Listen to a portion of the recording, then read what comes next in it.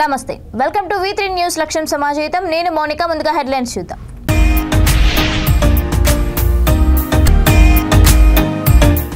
తెలంగాణలో 15 రోజుల పాటు కిసాన్ భరోసా యాత్ర నిర్వహిస్తాం స్పష్టం చేసిన ఆదిలాబాద్ కాంగ్రెస్ కిసాన్ సెల్ రాష్ట్ర అధ్యక్షుడు అన్వేష్ రెడ్డి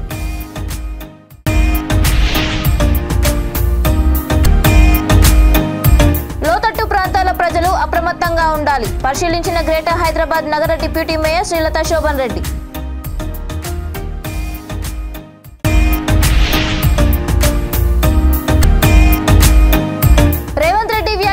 బేషరతుగా వాపస్ తీసుకోవాలి BRS party MLA doctor Thatikonda Rajaiah విమర్శలు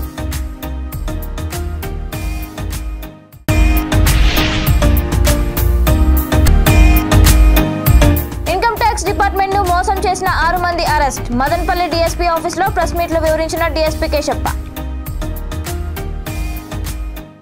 ఇక డీటెయిల్స్ చూస్తే కాంగ్రెస్ పార్టీ అధికారంలోకి వస్తే రైతులకు చేపట్టబోయే కార్యక్రమాలను వివరించడానికి కిసాన్ భరోసా యాత్ర నిర్వహిస్తున్నామని ఆదిలాబాద్ కాంగ్రెస్ కిసాన్ సెల్ రాష్ట్ర అధ్యక్షుడు అన్వేష్ రెడ్డి అన్నారు 15 రోజుల పాటు తెలంగాణ వ్యాప్తంగా యాత్ర నిర్వహిస్తామని ఆయన తెలిపారు పార్టీ అధికారంలోకి వస్తే రైతులకు 2 లక్షల రుణమాఫీతో పాటు మరికొన్ని పథకాలను ప్రచారం చేస్తామన్నారు బీఆర్ఎస్ మంత్రులకు ఎమ్మెల్యేలకు రైతుల వద్దకు వెళ్లే హక్కు లేదని మంత్రులను ఎమ్మెల్యేలను అడ్డుకోవాలని రైతులకు పిలుపునిస్తున్నారని అన్వేష్ రెడ్డి వివరించారు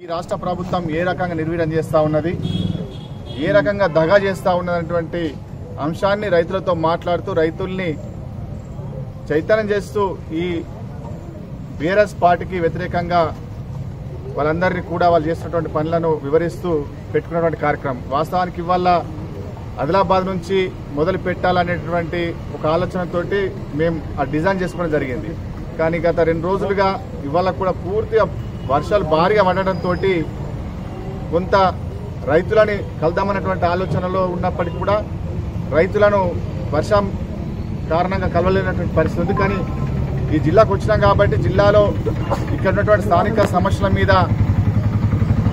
ఏదైతే కలెక్టర్ గారికి ఒక వినతి పత్రం ఇచ్చి ఆ సమస్యల మీద మాట్లాడి ఆ సమస్యలు పరిష్కరించాలని చెప్పేసి మేము ఆ ఒక ప్రోగ్రాం పెట్టుకున్నాం ఇది తాత్కాలికంగా ఆదిలాబాద్ రైతులతో మాట్లాడకుండా మళ్ళీ మేము తిరుగుతూ నిజామాబాద్కి వస్తున్న సందర్భంలో మళ్ళీ ఇక్కడికి వచ్చి రైతులతో మాట్లాడే కార్యక్రమం చేపడతాం ఇదొక అంశం అయితే ఇవాళ ఈ బీఆర్ఎస్ పార్టీ అధికారంలోకి వచ్చిన తర్వాత మేము తెలంగాణ రైతాంగానికి విజ్ఞప్తి చేస్తా ఉన్నాం తెలంగాణ రైతాంగం బీఆర్ఎస్ నాయకులను నిలదీయాలని చెప్తా ఉన్నాం ఏ అంశంల మీద అంటే ఇవాళ 5 సంవత్సరాలు అయింది రెండోసారి అధికారంలోకి వచ్చి రుణమాఫీ చేస్తామని చెప్పిన తర్వాత ఇప్పటికి కూడా 25,000 వరకే రుణమాఫీ చేసి పూర్తి స్థాయిలో రుణమాఫీ చేయలేదు విచిత్రం ఏంటంటే ప్రతి బడ్జెట్లో రుణమాఫీ కోసం అని చెప్పేసి ఒక బడ్జెట్లో 4,000 ఇంకో బడ్జెట్ 6,000 కోట్లు ఇట్లా ప్రతి బడ్జెట్లో కేటాయించినటువంటి కోట్లు 23,000 కోట్లు కేటాయించారు కానీ రైతులకు మాఫీ చేసింది కేవలం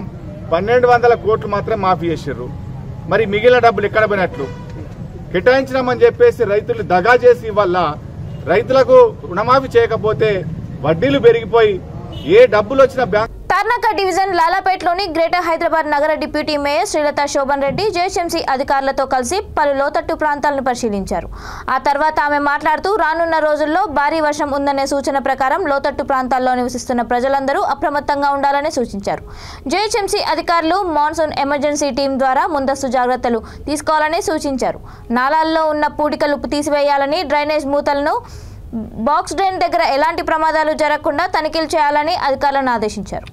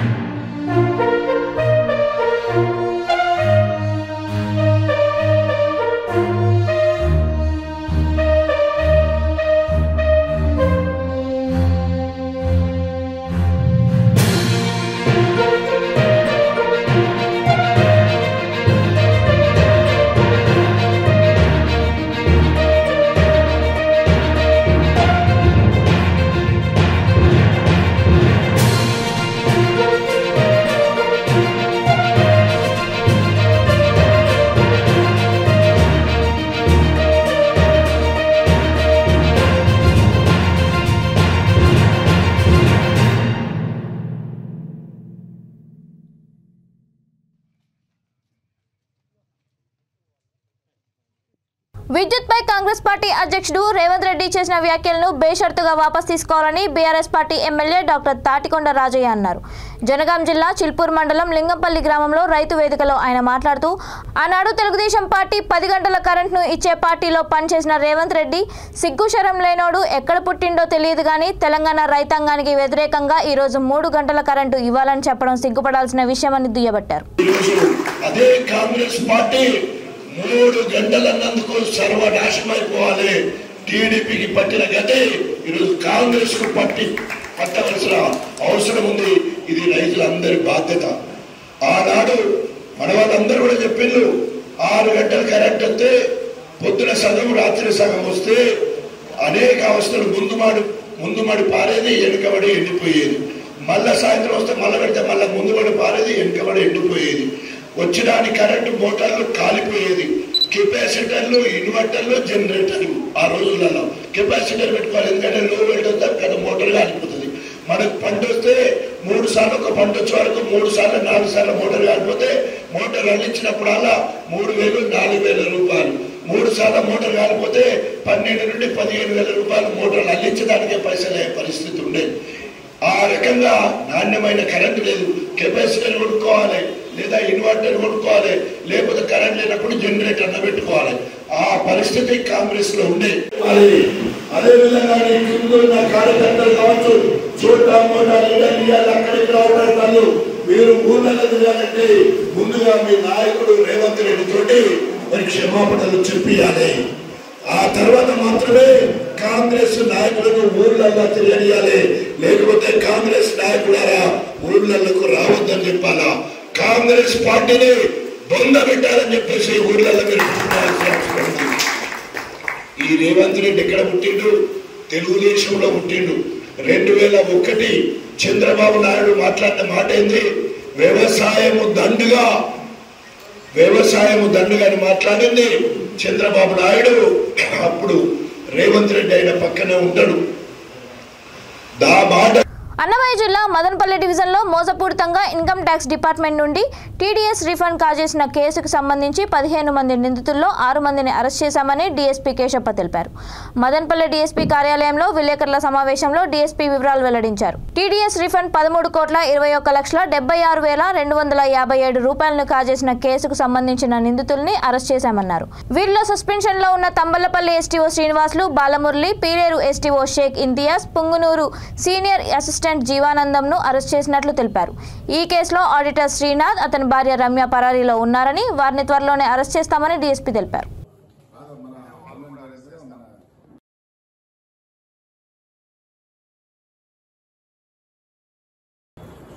ఓకే సార్.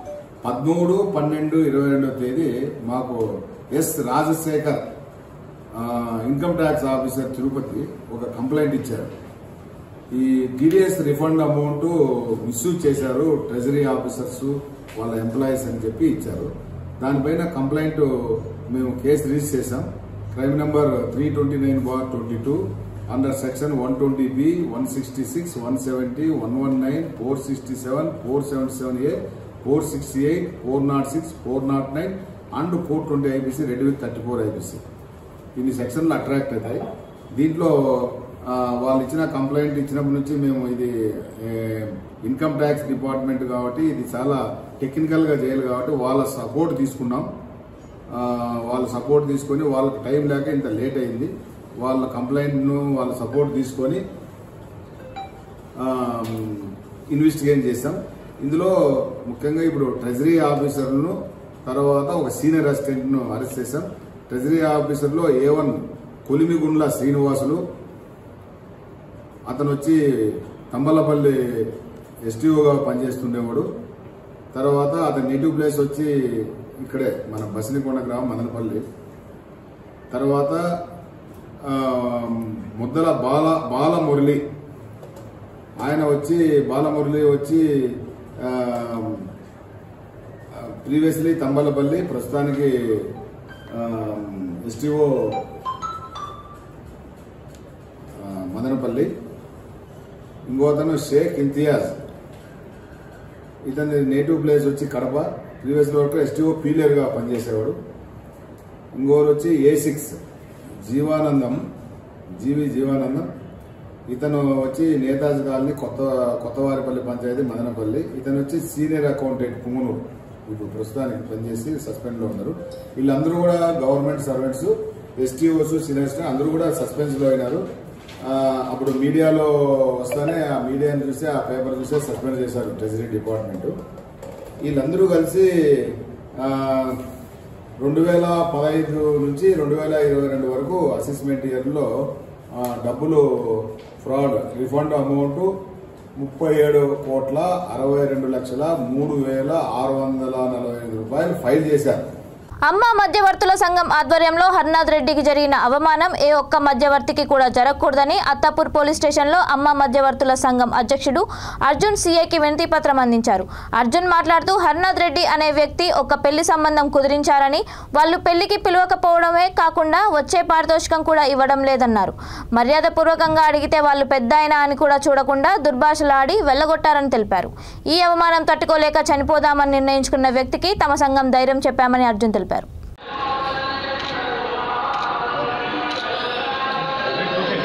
అర్జున్ రావు గారు ప్రెసిడెంట్ గారు నాకు, నేను అందులో సభ్యుడిని. నేను మ్యారేజ్ బ్యూరో చేస్తాను. ఇక్కడ అతను మ్యారేజ్ సెటిల్ అయిన తర్వాత డబ్బులు ఇవ్వకుండా పోతే నేను ఎవరిదో పేరు మీద పంపిస్తే నాకు రాలేదని అమ్మ నా బూతులు అడగోలుగా తిడుతున్నాడు ఆయన. అందు గురించి మేము పోలీస్ స్టేషన్ అమ్మ అసోసియేషన్ ద్వారా. నా పేరు అర్జున్ రావు, అమ్మ మధ్యవర్తుల సంఘం అధ్యక్షుడిని 4 రాష్ట్రాలకి, ఆంధ్ర, తెలంగాణ, కర్ణాటక, తమిళనాడు. ఇక్కడ మేమందరం వచ్చాము. ఇక్కడ మా కమిటీ మెంబర్స్ వీళ్ళందరూ ప్రతినిధులే అమ్మ సంఘానికి. సో రీజన్ ఏంటి అంటే వీరు హర్నాథ్ రెడ్డి గారు పెద్దయిన 82 సంవత్సరాలు, వీరికి మధ్యవర్తి ఒక పెళ్లి సంబంధం కుదిర్చారు, అమెరికాకు సంబంధించింది. వాళ్ళు కనీసం పెళ్లికి కూడా పిలవకుండా పెళ్లి తర్వాత సంతోషంగా ఇచ్చిన పారితోషికం, వాళ్ళు ఇచ్చిన పారితోషికం అది ఎగ్గొట్టాలని చెప్పేసి ఇతను పెళ్లి కూడా పిలవకుండా అగౌరవపరచడం జరిగింది. తర్వాత ఆ విషయం ఏదో రకంగా తెలిసాక పెద్దయినా వారి ఇంటికి వెళ్ళి మర్యాదపూర్వకంగా అడిగితే ఇస్తాంలే అని చెప్పేసి ఏదో అమౌంట్ పంపించడం జరిగింది. తర్వాత వాళ్ళు ఇస్తాన్న అమౌంట్ అది ఈయన అకౌంట్కి రాలేదు. అది వివరించడానికి పోతే, సార్ మీరు పంపించే అమౌంట్ మాకు రాలేదండి అని వివరించడానికి పోతే అమ్మ నా బూతులు తిట్టాడు అతను. ఇతను వయసు అయింది, అతను మాట్లాడింది ఏంటి ఇప్పుడు ఇక్కడ నేను ప్రెస్ రూపంలో చెప్పలేను, వీళ్ళ దగ్గర ఆడియో ఉంది. అది ఇంకా ఈ పెద్ద ఆయన ఆల్మోస్ట్ సూసైడ్ చేసుకొని నిర్ణయించుకున్నాడు. మేము అమ్మ మధ్యవర్తుల సంఘం నుంచి మేమంతా కలిసి ఇతను కాపాడుకొని మా సంఘంలో పెట్టుకున్నాం. తర్వాత మేము ఇలా జరిగిందని చెప్పేసి డిపార్ట్మెంట్లో ఒక పెద్ద మనిషి దగ్గరికి మేము మొత్తం మాకు జరిగిన సమస్య అంతా వివరించడం జరిగింది క్లుప్తంగా. సో వారి ద్వారా ఇప్పుడు మేము ఇక్కడ ఈ లోకల్ పోలీస్ స్టేషన్కి రావడం జరిగింది. సో పోలీస్ స్టేషన్లో కూడా మన ఇక్కడ ఇన్స్పెక్టర్ గారికి చెప్తే వారు కూడా సానుకూలంగా స్పందించి తప్పకుండా న్యాయం చేస్తామని చెప్పేసి వారు చెప్పడం జరిగింది. సో ఇక్కడ మేమేం డిమాండ్ చేస్తున్నామంటే ఎవరైతే అలా దుర్భాషలాడారో, అగౌరవపరుస్తూ, కించపరుస్తూ మాట్లాడారో ఒక పెళ్లి చేసే మధ్యవర్తిని తప్పకుండా కాళ్ళు పట్టుకొని క్షమాపణ చెప్పాలని చెప్పేసి మేము డిమాండ్ చేస్తున్నాం. అండ్ ఈ విషయము ఇది వీరనే కాదు, ఇలా సంఘటనలు సమాజంలో చాలా జరుగుతున్నాయి. పద్ధతిగా పెళ్లిళ్ళు చేసే మధ్యవర్తులు ఎంతోమంది ఉన్నారు సమాజంలో. వాళ్ళకి సరైన గుర్తింపు ఎలాగో లేదు. కనీసం మీరన్నా గుర్తించాలి కదా తల్లిదండ్రులు. వైఎస్ఆర్ జిల్లా ప్రొద్దుటూరులోని కొర్రపాడు రోడ్డులో ఆర్టీసీ బస్ డివైడర్ ఢీకొని 6 మంది ప్రయాణికులు గాయాల పాలయ్యారు. పక్కనే వెళ్తున్న ద్విచక్ర వాహనాన్ని తప్పించే క్రమంలో ఈ ప్రమాదం చోటు చేసుకుంది. బస్సు రాజుపాలెం మండలం అర్కట్వేముల నుంచి ప్రొద్దుటూరు వస్తుండగా ఘటన చోటు చేసుకుంది. ప్రమాదంలో బస్సు అద్దాలు ధ్వంసం కాగా చక్రాలు పూర్తిగా విరిగిపోయాయి.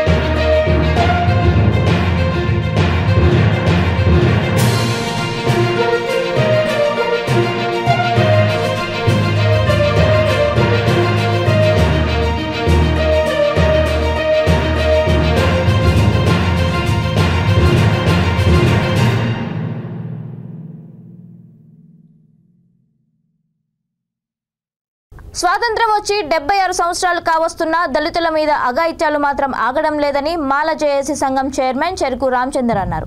రామ్నగర్ డివిజన్ పరిధిలోని రామాలయం వీధి వెనకాల గల్లీలో రెడ్డి మల్ల పార్వతమ్మ నర్సింగరావు కుటుంబాలపై ముదిరాజ్ పద్మశాలి కులస్తులు దాడి చేశారు. పార్వతమ్మ నర్సింగరావు కుటుంబానికి న్యాయం జరిగే వరకు పోరాడతామని పోలీస్ స్టేషన్కు వెళ్లి వారిపై కేసు పెట్టి శిక్ష పడేలా చూస్తామని రామచందర్ తెలిపారు. అగ్రకుల ఆగడాలను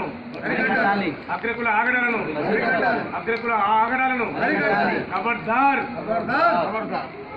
నా పేరు చెరుకు రామచందర్. నేను తెలంగాణ రాష్ట్ర మాల సంఘాల జేఏసీ చైర్మన్.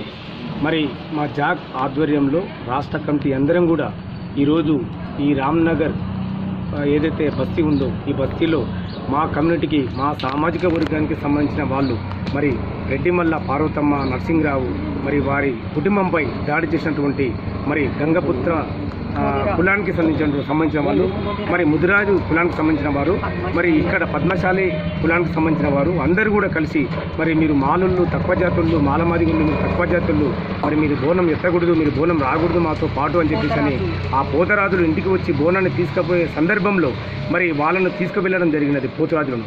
మరి మా బోనం ఎందుకు తీసుకుపోకూడదు మరి మేము దేవునికి మేము తప్పు చేసినామా మరి మా బోనం కూడా అందరితో పాటు తీసుకెళ్ళాలి కదా అంటే మీరు తక్కువ జాతుల్లో మీరు మాలమాదిగుళ్ళు తక్కువ జాతులు అని చెప్పేసి వాళ్ళను కులం పేరు పెట్టి దూషించడం జరిగినది.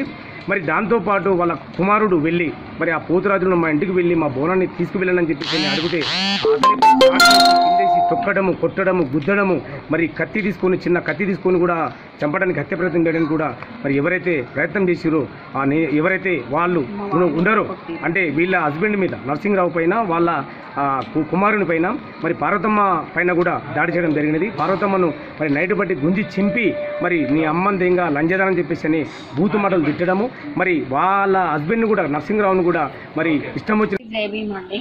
నా పేరు పార్వతి. నేను రాష్ట్ర దళిత సేన మహిళా విభాగం అధ్యక్షురాలిని. మొన్న 16వ తారీఖు ఆదివారం రోజున బోనాల పండుగ సందర్భంగా పోతరాజులు వచ్చారు. పోతరాజులు ప్రతి ఇయర్ మా ఇంటికి కూడా వస్తారు. మొన్న కూడా మా బాబు ఇంట్లోకి వస్తారని వెయిట్ చేశారు. మా ఇంట్లోకి వచ్చే ముందు వీళ్ళు తక్కువ జాతి వాళ్ళు వీళ్ళ ఇంట్లోకి ఎందుకు పోతరాజులు రావద్దని వాళ్ళని రిటర్న్ తీసుకెళ్ళారు. ఎందుకు అట్లా రిటర్న్ తీసుకెళ్తారు తక్కువ జాతి వాళ్ళం అయితే ఏంటి మేము కూడా మనుషులమే కదా అని మా బాబు అడగడానికి వెళ్తే మా బాబుని క్రూరంగా కొట్టారనమాట. మా బాబుని క్రూరంగా కొడుతున్నారని నేను మా హస్బెండ్ వెళ్ళి అడుగుతుంటే మా వారిని కూడా బాగా క్రూరంగా కొట్టిండ్రు. ఈ కేసుపై అందరూ ప్రభుత్వం చాలా చర్య తీసుకోవాలి, చాలా కఠినమైన చర్య తీసుకోవాలని కోరుకుంటున్నాను. మాకు చాలా న్యాయం జరగాలండి. ఈ గల్లీలో మనుషులు కూడా మానవత్వం లేకుండా ఏదైనా గొడవ జరుగుతుంటే చూస్తూ నిలబడ్డారు కానీ ఎవరు ఏమైందని అడగడానికి ఎమ్మెల్యే కానీ కార్పొరేటర్ కానీ ఎప్పుడు రాలేదు, ఎంక్వైరీ ఏమి చేయలేరు. రాష్ట్ర వ్యాప్తంగా కురుస్తున్న భారీ వర్షాలతో పాటు ఎగువ ప్రాంతాల నుంచి వస్తున్న వరద నీటిలో భద్రాచలం వద్ద గోదావరి నీటి మట్టం క్రమంగా పెరుగుతోంది. 2 రోజుల వరకు 14 అడుగులు ఉన్న నీటి మట్టం నిన్న సాయంత్రానికి 19 అడుగులకు చేరింది. ఈ రోజు ఉదయానికి 23 అడుగులకు పెరిగిన నీటి మట్టం ఉదయం 9 గంటలకు 26 అడుగుల వద్దకు చేరి ప్రవహిస్తోంది. మధ్యాహ్నం 1 గంటకు 28.9 అడుగులకు పెరిగింది. ఇంకా నీటి మట్టం పెరుగుతుందని CWC అధికారులు తెలిపారు.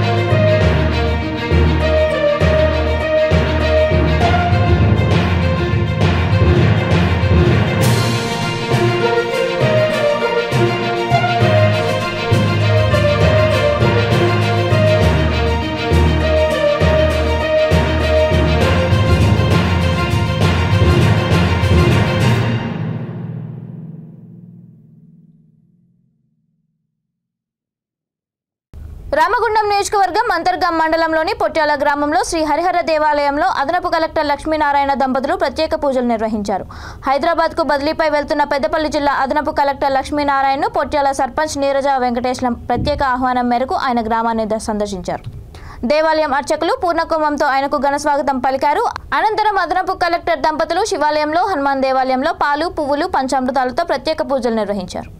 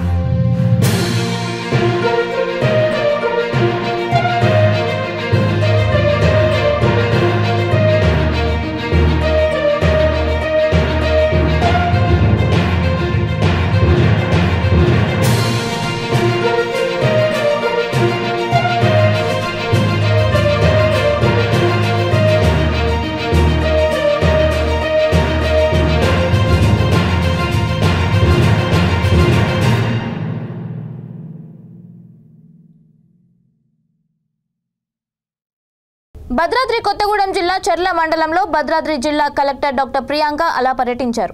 వర్షాల వల్ల తీసుకోవాల్సిన జాగ్రత్తలపై అధికారులకు ఆమె దిశానిర్దేశం చేశారు. ప్రజల కోసం పనిచేస్తారు, ప్రజల కోసమే చేస్తారు,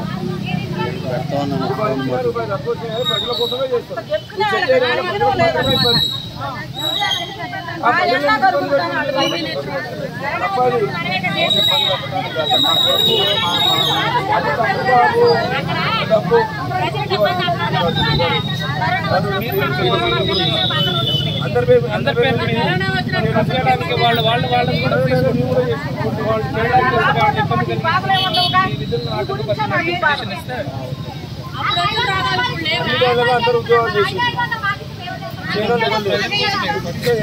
బులెటిన్ ముగించే ముందు హెడ్లైన్స్ మరొకసారి.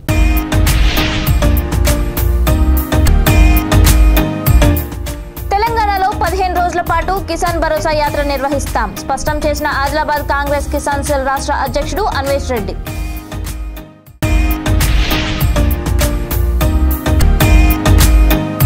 లోతట్టు ప్రాంతాల ప్రజలు అప్రమత్తంగా ఉండాలి పరిశీలించిన గ్రేటర్ హైదరాబాద్ నగర deputy mayor Srilatha Shobhan Reddy.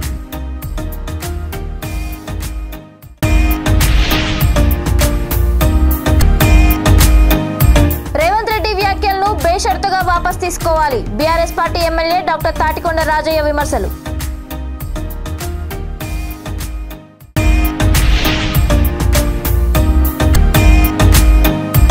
Income tax department ను మోసం చేసిన 6 మంది అరెస్ట్ మదనపల్లి డీఎస్పీ ఆఫీసులో ప్రెస్ మీట్ లో వివరించిన డీఎస్పీ కేశప్ప. ఇవి ఇప్పటివరకున్న అప్డేట్స్. మరిన్ని అప్డేట్స్ కోసం చూస్తూనే ఉండండి V3 న్యూస్. లక్ష్యం సమాజహితం.